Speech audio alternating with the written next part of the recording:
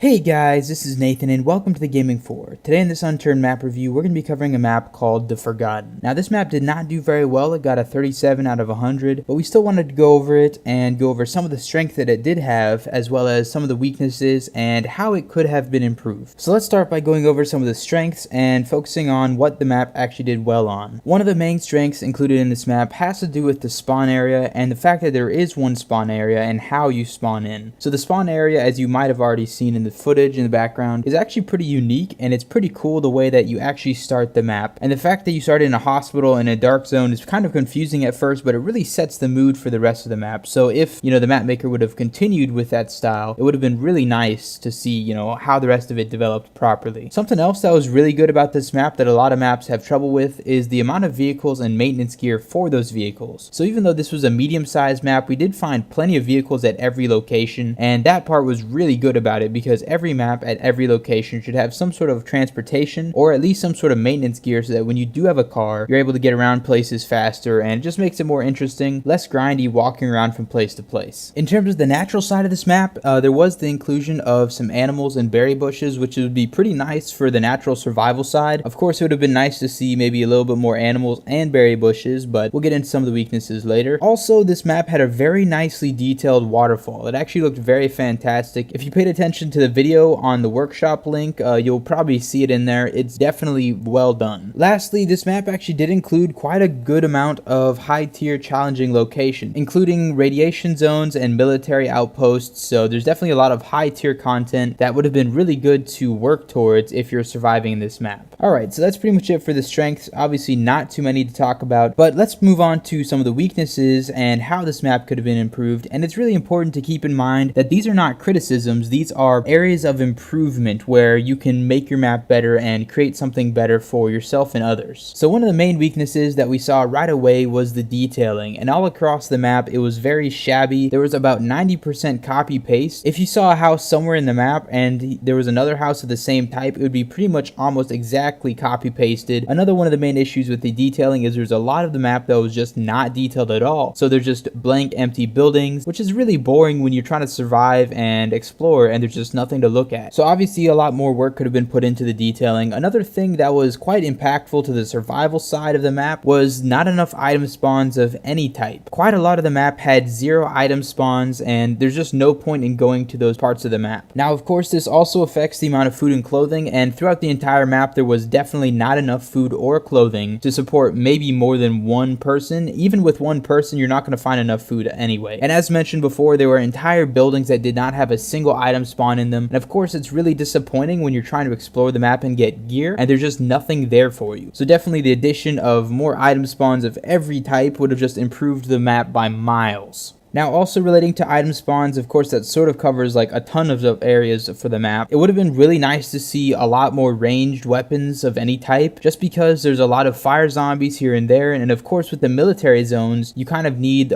ranged weapons to take on a mega if and when you have one, and just to take out the more tanky zombies in general. In terms of the other higher tier areas like the radiation zones, it's really important that you include radiation gear so that the players can even explore those, because most of the time if you don't provide them radiation gear, they're not even going to check out that part of the map because it's just too discouraging to run into the radiation zone and just die of radiation poisoning. So definitely include radiation gear of some sort if you're going to have a radiation zone in your map. Another sort of fundamental issue I had with the map, and it doesn't really have to do with copy pasting as much, but this map I'm pretty sure copied one of the official map's spawn tables, and that's really not an issue. Using official spawn tables is fine as long as you understand what's in them and you use them correctly. But this map just copy and pasted the items.dat from a larger official map. I'm pretty sure it was a large map because there's a ton of item spawns that were just outside of the bounds of the map. And in addition to this, obviously there was not very many items that were placed in the first place. So it was just like a super lazy job, and there's actually a couple issues with this. First of all, it's just copying somebody else's content and trying to get away with it. Obviously it did not work out. There was just not enough spawns and it just was terrible. But second of all, when you have a bunch of other spawns in the map, especially in a server setting, there's no way that a server can spawn in all of the items at a certain time. So it's got to sort of balance out the total number of item spawns that can be in at a time. And of course it spreads them out throughout all of the item spawn locations. So having a ton of item spawns outside of the bounds of the map kind of dilutes the amount of spawns that you can even have in the first place, so it ends up making the lack of spawns even worse because the rest of the spawns are outside of the zone of the map. So that's something to kind of consider. It's kind of a weird mechanic that you have to understand to really apply, but definitely keep that in mind if you're going to be copying spawns from existing maps, especially just for the spawn tables. Make sure you delete the existing spawns that are outside of the zone, otherwise it'll mess with the spawn rates in the normal playable side of the map. Now the last thing I have to mention was about the presentation of this map. Obviously this map did not do very well, but if it would have had a better presentation, it would have been more noticeable on the workshop, and a lot of the success of your map has to do with the presentation because people are fickle. They will not check out your map if they don't think it's going to be good. So obviously there was a video included which was pretty good and the description was decent, but having a little bit more screenshots and more of a description, like what type of map it is, what size, how many locations, etc., etc., it'll just make it more interesting to play, and people will actually be willing to check out your map more often when you do that. So obviously there's a lot more to improve on, and if the map maker revisits this map, there's obviously a ton to work on, but the main issue with this map overall was just it was unsurvivable because of the lack of item spawns, food spawns, and clothing spawns. So those things in general are like super crucial to having a map be playable. Alright, so that's pretty much all I have to go over for this map. Obviously it didn't do very well, but if you guys still want to check it out, maybe get some ideas from it or whatever, there's a link in the description below so you can do that. Thank you guys so much for watching. Please like this video if you enjoyed it, and please subscribe if you want to see some more. I will see you all later.